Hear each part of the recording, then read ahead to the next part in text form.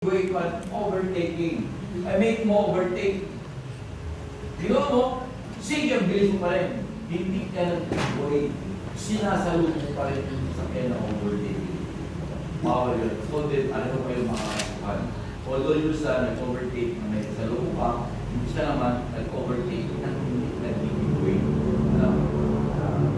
Failure, increasing speed when being overtake. Alam mo may overtake sa'yo, ginawa naman, bilisan mo rin. Diba? Hindi ka yun. Bawal yun. Then, overtaking upon the crest of wind o yun sa uphill. Sa uphill, kung ka rin overtake sa uphill.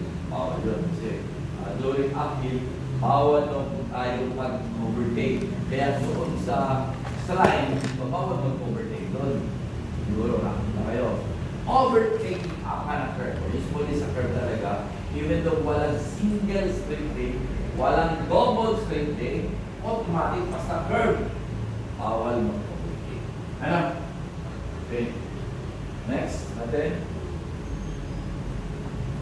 19, overtaking and then